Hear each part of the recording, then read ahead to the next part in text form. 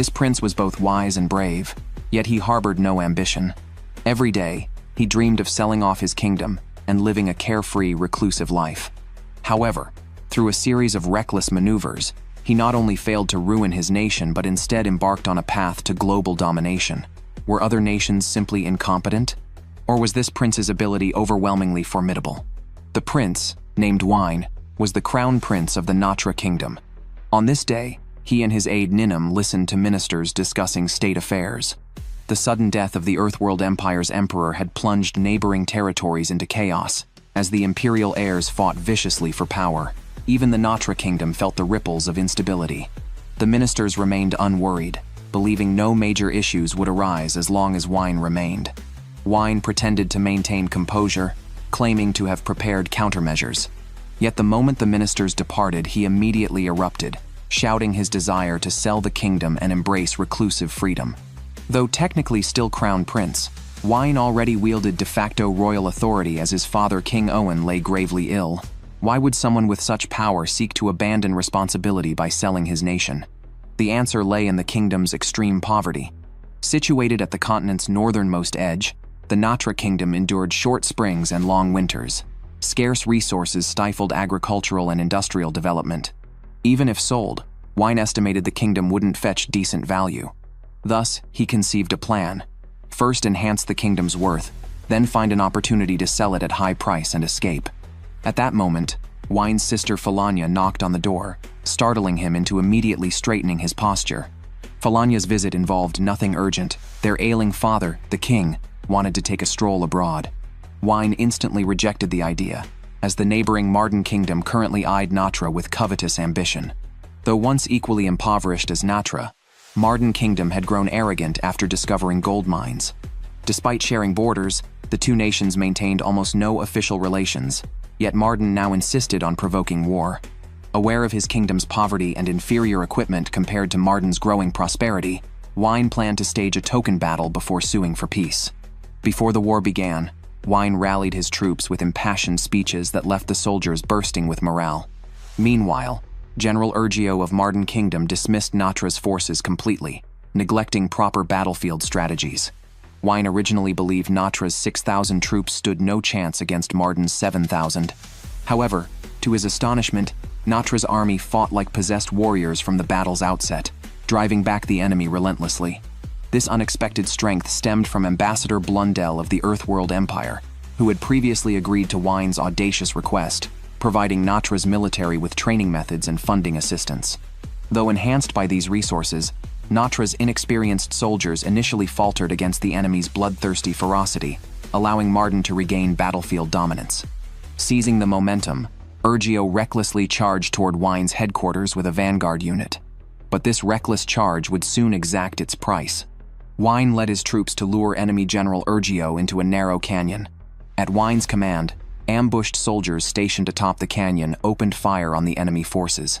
Urgio proved utterly incompetent, squandering every opportunity for victory. Ultimately, Marden Kingdom's commanders fell into the trap and were annihilated by Wayne's strategy in the canyon. Despite achieving overwhelming victory that day, Wayne remained displeased. His ministers urged him to press the advantage, but Wayne had no intention of escalating the conflict.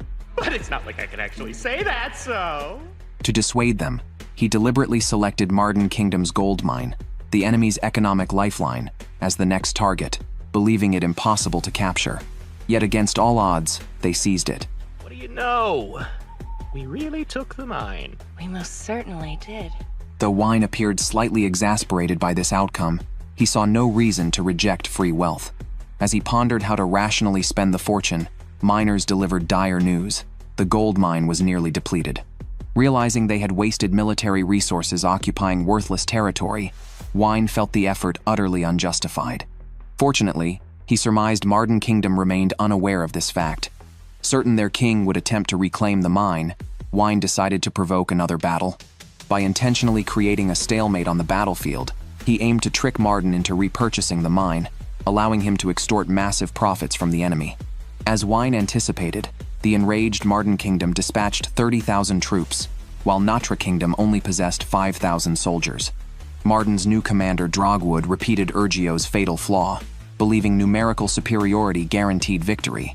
With this mindset, his first battle ended in predictable defeat. The mountainous terrain proved decisive. Narrow paths to the gold mine rendered Marden's massive forces ineffective, allowing Natra's 5,000 soldiers to dominate them completely. After 3 days without progress, Drogwood erupted in fury. When scouts reported a tunnel leading to Mountaintop, Drogwood ordered Angril to lead troops through it and ambush Wine's rear base. Little did they know this weakness was Wine's intentional trap. Their entire squad got annihilated. Why don't they have armor or weapons? Oh no, it's a trap!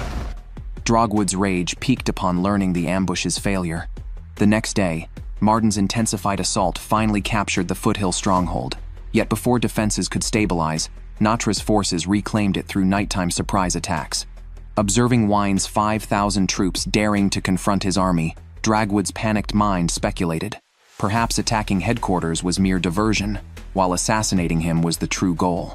He immediately concentrated guards around himself. Dawn revealed through binoculars the massive assault noises were merely rocks and logs tumbling downhill, while Natra effortlessly retook the strategic stronghold. Drogwood's fury reached its boiling point. At this moment, Wine, who had thoroughly manipulated his enemies, was in excellent spirits. Suddenly, his subordinate reported the arrival of Logan, an envoy from Marden Kingdom. However, Logan's ostensible peace negotiation masked a demand for surrender. He presented 3 conditions. First, to discard weapons and retreat. Second, to return the gold mine and its residents. And third, to force Wine to pay reparations. Faced with such audacity from a defeated foe, Wine naturally refused. Yet he hadn't anticipated Logan's boldness as an envoy. Aware of Ninum's origins as a slave, Logan immediately hurled insults, precisely trampling on Wayne's red line. Since Logan had come, Wine declared he wouldn't let him leave. Meanwhile, Drogwood grew suspicious when Logan failed to return. Surmising the envoy had been dealt with, he promptly ordered a full-scale assault. But as Drogwood awaited news of victory, a messenger arrived with urgent reports from the front lines. He says he'll see you in hell! Wine had disguised himself as a soldier and infiltrated the enemy camp. With all opposing forces charging up the mountain, none anticipated his presence at their headquarters. Completely outmaneuvered, Drogwood still attempted to resist, but proved no match for Wayne in combat. Wayne declared that Ninum was his heart, vowing to eradicate anyone who insulted her. The Natra Kingdom achieved overwhelming victory, with all ministers lauding Wine's bravery and achievements. Ninum then summoned Wayne outside, reporting spies' news. During Marden Kingdom's full-scale assault on Natra, the neighboring Cavern Kingdom had invaded Marden. Depleted of troops, Marden had now collapsed, rendering Wine's gold mine resale plan obsolete. A silver lining emerged as miners discovered a new ore vein near the depleted mine, salvaging some value from the effort. Shortly afterward, Wine received startling news. The Imperial Princess of the Earthworld Empire would visit Natra Kingdom. Puzzled, Wine only realized her identity during their official meeting. She was an acquaintance. The princess declared her intent to marry Wine, who immediately recognized this political marriage as undeniably a trap. Fully aware of Princess Lowelmina's nature, her scheming came as naturally to breathing. Wine trusted none of her words, certain she harbored ulterior motives. At the evening banquet, Lowelmina publicly announced her determination to wed Wine despite her 3 brothers' disapproval. Wine inwardly mocked her unrehearsed lies, swiftly diverting the conversation by remarking on Natra's frigid climate and promising to send her warm garments after dinner. After returning to her quarters, Lowelmina soon received the garments sent by Wine. However, upon opening the chest, she found Wine and Ninum inside. Publicly, their relationship was defined by state politics, but privately, they were old friends reuniting. The 3 sat down to reminisce. Lowelmina then revealed her true motive. Her visit stemmed from her 3 brothers' ruthless power struggle, which had plunged the Earthworld Empire into turmoil. She sought Wine's assistance to exploit the chaos and claim the imperial throne. Yet Wine, now burdened with his kingdom's responsibilities, refused to meddle in foreign politics. Moreover, knowing Lowelmina's nature, he suspected her words were still lies, though her true objective remained unclear. At that moment, Nanaki, Falania's guard, arrived to summon Ninum. Though perplexed, Ninum obeyed. Falania, having learned of Lowelmina's marriage proposal to Wayne, was deeply displeased. She adamantly recognized only Ninum and Wine as the official couple, viewing any disruption to their bond as unacceptable. Ninum, however, remained unbothered. Firstly, as someone born into slavery, she dared not entertain marriage to Wine even if he desired it. Secondly, Wine's declaration of her as his heart solidified her irreplaceable position. No rival could threaten that. In any case, she urged Falanya to set her mind at ease. That evening, Lowellmina bathed with Ninum while chatting. During their school days, Lowellmina's admirers could circle the globe 3 times, and even after graduation, her charm remained undiminished. Among them, a man named Geralt A. Ant Gadul had pursued her obsessively, earning him the title of epitome of a devoted admirer. Ninum found the name vaguely familiar but couldn't recall his appearance. Meanwhile, Wine taught Falanya history, covering the Earthworld Empire. When discussing the Ant Gadul region adjacent to Natra Kingdom, he explained its participation in the Earthworld Empire's punitive alliance. However, Ant Gadul abruptly betrayed the coalition, pledging allegiance to the Empire instead, indirectly causing the alliance's collapse. While other royal families faced punishment, Ant Gadul's king was granted a marquis title and territorial autonomy. As Wine spoke, a guard reported discovering weapons within Natra Kingdom's borders that were not domestically produced. Instantly, Wine grasped Lowellmina's scheme. Back in their military academy days, she had once asked him, "In a male-dominated world, how can women change their circumstances?" Wine had replied that altering deeply ingrained societal norms required war, but he would only aid her if she dragged him into her plans. Thus, Lowellmina's current maneuvering wasn't unjustified. Wayne had dug this pit himself. The next day, Wine invited Lowellmina for tea. As fellow strategists, they spoke bluntly without pretense. Vassal states under the Earthworld Empire's jurisdiction planned to rebel during the prince's power struggle, distributing identical weapons to all 3 brothers to prolong their conflict. Though Lowellmina had uncovered this and warned her siblings, her arrogant brothers dismissed her entirely. Left with no choice, she journeyed alone to Natra Kingdom as bait, knowing rebels would execute the princes after victory, while whoever secured the throne-inheriting princess could claim imperial legitimacy. By positioning herself in Natra, Lowellmina aimed to provoke any attackers into exposing their rebellion. Yet Wine refused to play along, having already sent a letter to Ant Gadul stating she would visit there next. He insisted Ant Gadul wouldn't mobilize troops, but Lowellmina disagreed. As they argued, Ninum pushed open the door and entered.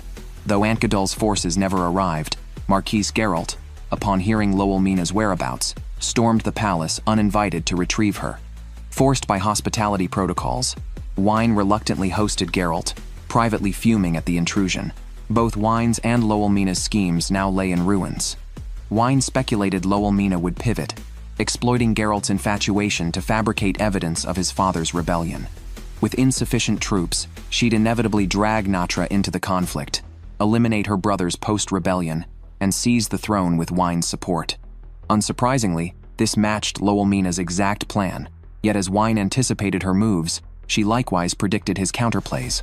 Their rivalry crystallized. Each now unequivocally viewed the other as a calculated adversary. At the evening banquet, Wine and Lowellmina performed a coordinated act, showering Geralt with extravagant praise from all sides until he grew intoxicated with flattery. However, upon learning of Wine's prior acquaintance with Lowellmina, jealousy flared within Geralt. When he further discovered Wine's swordsmanship skills, he abruptly challenged him to a duel. This placed Wine in a dilemma. As crown prince, he couldn't afford public humiliation before his officials, yet defeating Geralt would sabotage their plans. He resolved to engineer a draw.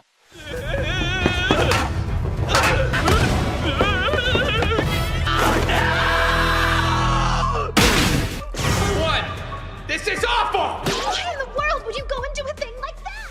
To his shock, Geralt drunk lunged wildly with his sword, crashed through a window, and plunged to his death from the tower. Ninum's inspection confirmed Geralt's unmistakable demise. Wine and Lowellmina's schemes now lay in ruins, risking catastrophic escalation.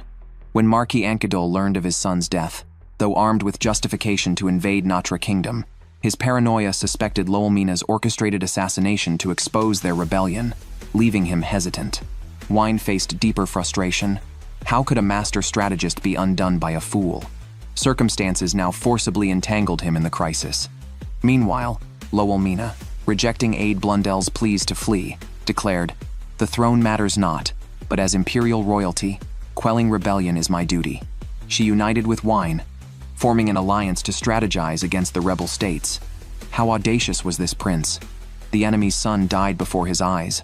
Before the grieving father could seek revenge, the prince took the initiative to confront him. Surrounded by a line of guards pointing swords at him, Wine remained utterly calm. He declared he wanted to discuss matters of mutual interest with the Marquis. The moment they sat down, Wine directly accused the Marquis of rebellion, stating that the Earthworld Empire's princess already knew everything. This terrified the Marquis, who immediately demanded if Wine had come to arrest him. Wine merely smiled, then pinned all blame for the rebellion on the deceased Geralt.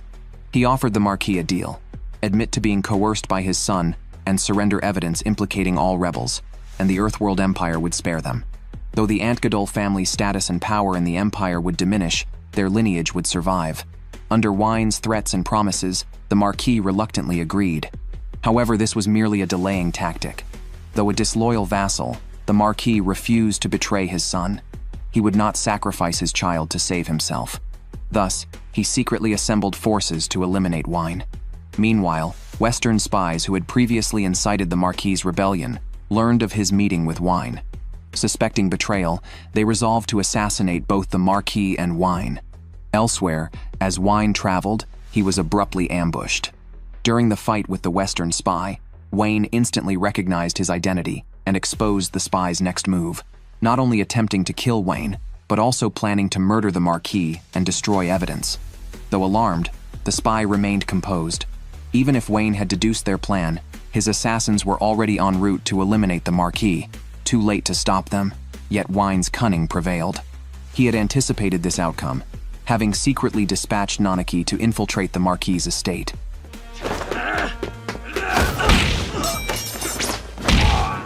As expected, all assassins sent by the spy fell to Nanaki. Now with his scheme thoroughly crushed and having lost an arm to Wine's blade, the defeated spy could only flee in disgrace. However, immediately after dealing with the assassins, Wine discovered the Marquis had breached their agreement and attempted to kill him, forcing Wine to activate Plan B and flee. With Wine leading his men in a frantic escape and the Marquis pursuing with troops, the scenario felt eerily familiar. The Marquis had fallen into Wine's trap once again. Having anticipated the Marquis' treachery, Wine had stationed forces at the border and instructed Lowelmina to mobilize Earthworld Empire troops for a rear encirclement, leaving the Marquis trapped like a turtle in a jar. Brought before Lowelmina with irrefutable evidence, the Marquis desperately tried to shift blame by accusing Wayne of crossing the border with troops to invade the Earthworld Empire. Yet Wine, ever meticulous, had prepared a legitimate pretext. The Natra Kingdom and Earthworld Empire were conducting joint military exercises. There's no way. Whatever I do, I can't see a way to win. Realizing he was outmatched, the Marquis admitted total defeat. To protect his family, he voluntarily confessed everything to Lowelmina. After obtaining proof of the vassal state's rebellion, Lowelmina decided to depart. Before leaving, Ninam bluntly pointed out Lowelmina's unspoken feelings for Wine.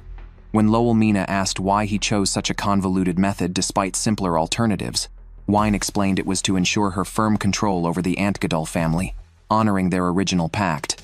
If she could draw him into the scheme, he would support her fully. Thus, Lowelmina departed the Natra Kingdom. Shortly afterward, Wine was invited by the King of the Cavern Kingdom to attend the Festival of the Spirit. Though the kingdom adhered to the Levithian religion, advocating holiness and salvation, it deeply discriminated against the Fram people. Thus, Ninam, who accompanied him, had to dye her white hair black and repeatedly urged Wine not to act recklessly, no matter what happened. As the two bantered playfully, their convoy arrived near a gold mine. Resting at an inn that night, the leader of the gold mine workers reported the discovery of a new mineral vein to Wine. While pleased by the prospect of wealth, Wine grew wary of potential sabotage, especially since the nobles of the Natra Kingdom had grown restless after the retirement of his trusted general, Hagal. He cautioned everyone to proceed steadily and cautiously, avoiding vulnerabilities that hostile forces could exploit. Meanwhile, a purple-haired woman in a cloak, who called herself Ibis, informed nobles plotting rebellion about Wine's absence from the Natra Kingdom, a clear sign of her dubious intentions. The next day, Wine was ambushed mid-journey. He speculated that the attackers, disguised as pursuers, were either from the Cavern Kingdom's military or remnants of the Marden Kingdom's forces. Noting their proximity to the Marden remnants' territory, he took a gamble. When the pursuers were repelled by the Marden Kingdom's remnant forces, it confirmed they were separate factions. Wayne then revealed his identity and requested a meeting with Prince Helmut of the Marden Kingdom. Arriving at the remnant stronghold, he negotiated not with the prince but with his trusted aide, Zenobia. Upon learning Wayne was en route to the Cavern Kingdom's Festival of the Spirit, Zenobia mistakenly assumed an alliance between the two kingdoms and drew her sword to kill him. Unfazed, Wayne calmly analyzed the situation. The Cavern Kingdom was focused on exterminating the Marden remnants, whose forces were insufficient to resist them. He pointed out that the earlier attackers were likely Cavern Kingdom troops, suggesting that the enemy of my enemy is my friend, and proposing an alliance to jointly attend the festival. With the Cavern Kingdom's capital now gathering rulers from various nations to select a Levithian religious administrator, Wayne argued that winning the favor of one could aid the Marden remnants' restoration. Convinced, Zenobia agreed, and both parties traveled together to the Cavern Kingdom's capital. That night, Wayne formulated plans. He and Lockram would meet the king the next day while Ninum gathered intelligence. Zenobia also intended to collect information. The following day, Wayne's group arrived at the palace of the Cavern Kingdom. On the way, they encountered General Levert of the Cavern Kingdom. Though the general spoke provocatively, Wayne remained unfazed. His attention focused on a wounded soldier beside Levert, likely one of his earlier pursuers. When Wayne met the Cavern King, the monarch greeted him with exaggerated warmth, as if reuniting with an old friend, and insisted on introducing him to others. Abruptly, the king escorted Wayne to the Levithian religion's selection ceremony and nominated him as the new religious administrator. That evening, Wayne agonized over the decision. Though Ninum noted the stringent requirements for joining the Levithian religion, Wayne revealed he met one critical criterion. The Natra Kingdom's royal family possessed the disciple lineage mandated by the church. With current religious administrators all being Western rulers, Wayne reasoned that joining their ranks to forge alliances would benefit his nation. The next day, Wayne took Zenobia to visit Caldmelia, one of the religious administrators. In a male-dominated nation, Caldmelia's rise to head of the Gospel Bureau without noble lineage marked her as formidable. As expected, she agreed to Wayne's appointment, but demanded a condition. He must aid the Cavern Kingdom in eradicating the Marden Kingdom remnants. Zenobia, sweating coldly beside him, realized their hoped-for ally sought their annihilation instead. After Wayne and Zenobia departed, a man emerged behind Caldmelia, Owl, the spy Wayne had encountered earlier, now revealed as her subordinate. Meanwhile, Ninum investigated the assassination attempt. During a joint investigation with Zenobia, she had uncovered that Holonia, a former minister of the Marden Kingdom, collaborated with the enemy and betrayed the kingdom, directly leading to its downfall. Now, Holonia had allied with General Levert of the enemy nation. Through lip-reading, Ninum uncovered a startling conspiracy. They planned to attack the Natra Kingdom while Wayne was away on his diplomatic mission. Back in the Natra Kingdom, rebellious nobles had already begun mobilizing. The country's hierarchical system rivals the caste system of India, where noble bloodlines enjoy privileges while low-born individuals are hunted as toys. The king of this nation, Ordalas, obsessed with bloodline purity, to the point of rendering governance unsustainable, set his sights on the neighboring Marden Kingdom's gold mine. He had intended to exploit the Marden Kingdom's war with a neighboring nation to seize the mine, but the Marden Kingdom's defeat resulted in the mine falling into the Natra Kingdom's hands. His nomination of Wayne as a religious administrator was to win him over, and if that failed, to eliminate him. By destabilizing Wayne's nation, they could invade and seize the gold mine. As Wayne speculated on the enemy's motives, Zenobia entered the room, requesting to accompany him to his meeting with King Ordalas the next day. Wayne initially refused, fearing Zenobia might attempt to assassinate Ordalas and implicate him, but relented after her repeated assurances. The next day, during their meeting with Ordalas, the king mentioned he had considered a marriage alliance but lacked a daughter, not because he had never fathered one, but due to his pathological fixation on bloodlines. Upon discovering his heir lacked the intellect he demanded, he had executed both the daughter and her mother. Hearing this, Wayne deemed him a fool and lost most interest in an alliance. Yet he was stunned when Ordalas demanded he hand over Ninum to be hunted as prey, prompting Wayne to recall that the last person who made such a request was likely long buried. Good riddance, Ordalas!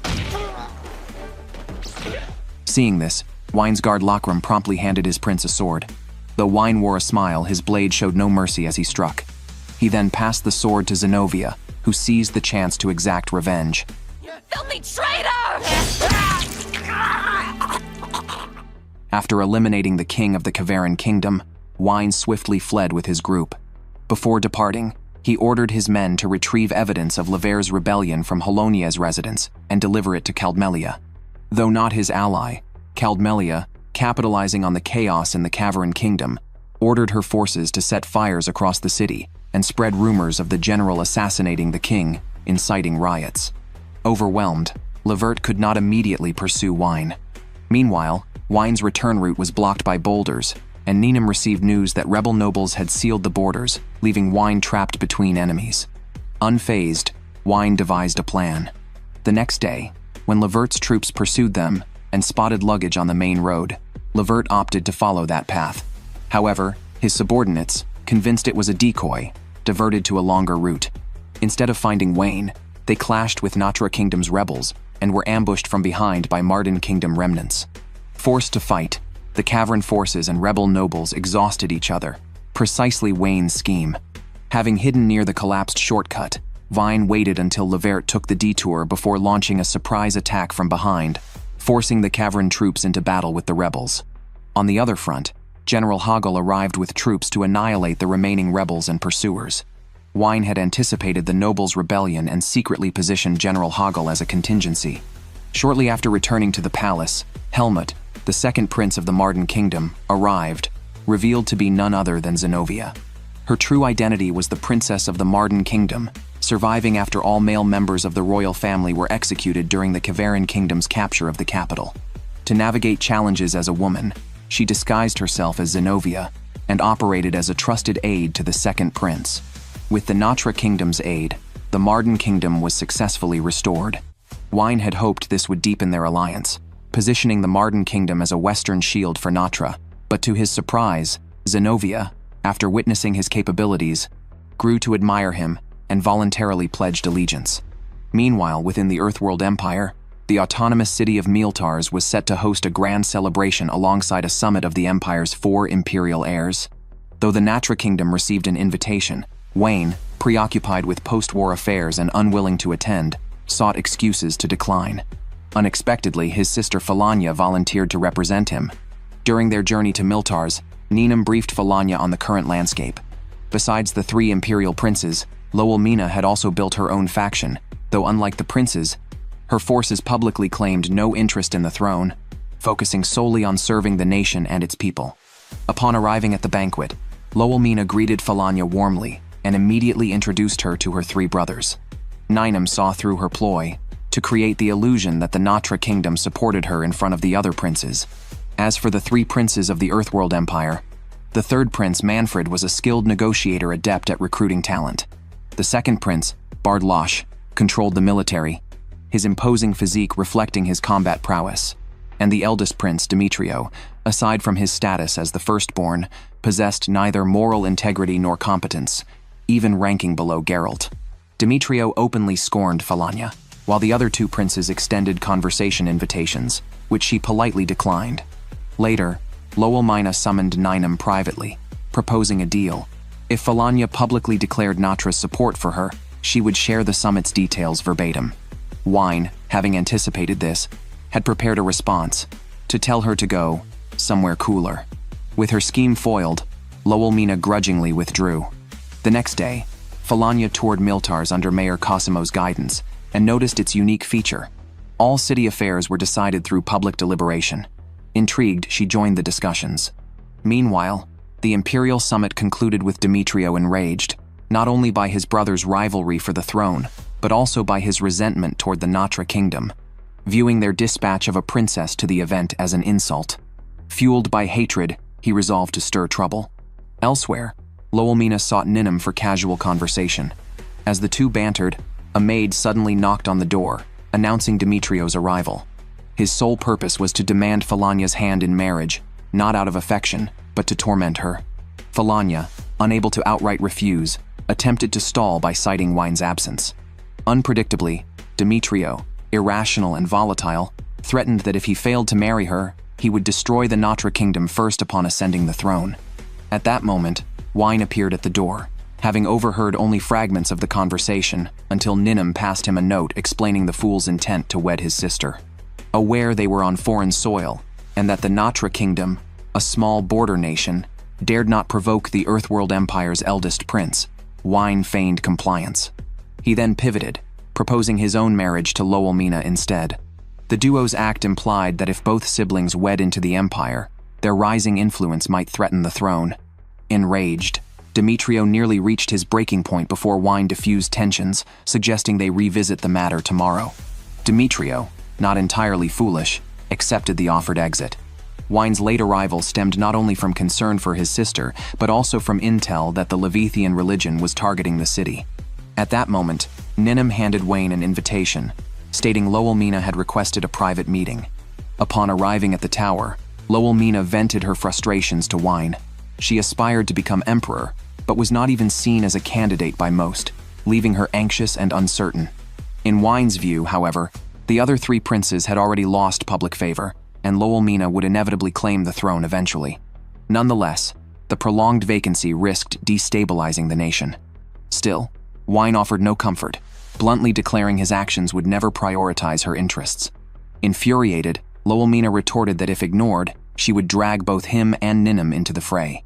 Meanwhile, the third prince, Manfred, aware of Wayne's capabilities, ordered his subordinates to assassinate him to eliminate future threats. The next day, during Wine's meeting with Demetrio, poison was discovered in the tea. When Wine instructed the maid to drink it, she refused, exposing herself as the poisoner. Observing this, Demetrio mocked Wine's caution and boldly drank the tea himself, succumbing to poisoning. Wine, framed as the suspect, was placed under house arrest. During this time, Demetrio fled cowardly after recovering, while the other two princes mobilized troops under the pretext of the Mealter's poisoning attempt, encircling the city. Lowelmina, Falanya, and Mayor Cosimo collaborated to seek a peaceful resolution, but Wayne, deeming the chaos too volatile, planned to retreat to his kingdom. Suddenly, reports arrived. The Leviathan religion had dispatched forces to meddle in the turmoil. There's way too much going on for you to be showing your face right now! Overwhelmed by the escalating crisis, compounded by exhaustion from relentless work, Wine collapsed to the ground. With Wine currently unavailable, Falanya resolved to fulfill her duties as princess. The council was in chaos, with some supporting the Earthworld Empire and others the Leviathan religion. Amid their relentless disputes, Falanya stepped forward, declaring that despite the city's military inferiority to both factions, unity and the ingenuity of its merchants would overcome the crisis. Her words spurred the chaotic council into action. When Wine awoke and learned of his sister's decisive role, he proposed a plan. Falanya would deliver a speech to rally the citizens into a crowd and escape the city together. The two princes froze in disbelief at the sight, while Caldmelia of the Leviathan religion was caught off guard. As she hesitated on how to respond, Wine suddenly approached her. This prince excelled at betrayal after gaining advantages. After leveraging the Leviathan religion's forces to safely evacuate the citizens, he schemed to expel the religion without explicit confrontation. Employing tactical retreat, he argued that since the religion had mobilized troops under the pretense of saving Milters, they could not ignore the citizens' desire to reclaim the city themselves. To avoid antagonizing the religion, Wine offered to purchase their surplus weapons and provisions at triple the market price. Caldmelia, unwilling to let her plans collapse, intended to refuse, until King Gruyere of the Solgist Kingdom unexpectedly agreed, prioritizing profit over entanglement in the conflict. With Wine and Gruyere aligned, the armed citizens deterred the princes, who recognized that Miltar's value lay in its merchant populace. Warfare would only harm their interests. With battle off the table, negotiations began. Wine claimed to have identified Demetrio as the poisoner, framing the incident as a self-staged ploy to provoke conflict between Miltars and the princes, weakening both sides for his own gain. Though the third prince knew the true culprit, all parties silently accepted Demetrio as the scapegoat, aware that refusing to withdraw would lead to mutual losses and Demetrio's eventual triumph. Thus, the three factions unanimously pinned the blame on Demetrio. Following these events, the city of Miltars aligned itself with Lowelmina's faction and collaborated with the Natra kingdom to support Wine's export trade. However, due to Western nations' biases against Eastern goods, Wine initiated a rebranding scheme, modifying packaging to disguise Earthworld Empire products as Natra Kingdom goods, then exporting them to Western nations through the Marden Kingdom. This strategy risked strengthening the Marden Kingdom, potentially fueling desires for independence. When King Gruyere invited Wine to the Solgest Kingdom's celebration, Wine decided to visit the Marden Kingdom en route to gauge their intentions.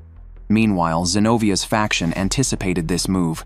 Though not seeking independence, they aimed to leverage the situation to enhance their kingdom's influence. A minister suggested Zenovia marry Wayne to dispel doubts. On Wine's side, while discussing the matter with Ninum, he reasoned that a marriage proposal would confirm the Marden Kingdom's loyalty, though he had no intention to wed Zenovia, believing unmarried royals held greater diplomatic advantages. Ninum chastised him for even considering it. Upon meeting Zenovia in the Marden Kingdom, they discussed the import business, which had generated substantial profits. However, the Kingdom of Delunio, controlled by its devout chancellor Sergius, who rejected all foreign cultures, discovered the rebranding scheme and sent a protest.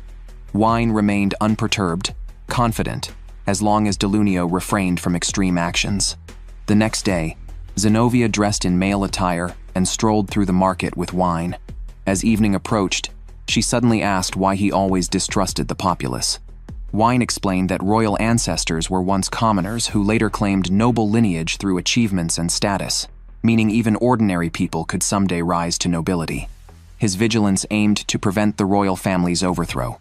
Zenovia was stunned by the grand scale of his perspective, further convincing her she lacked the capability to secure the role of his principal spouse.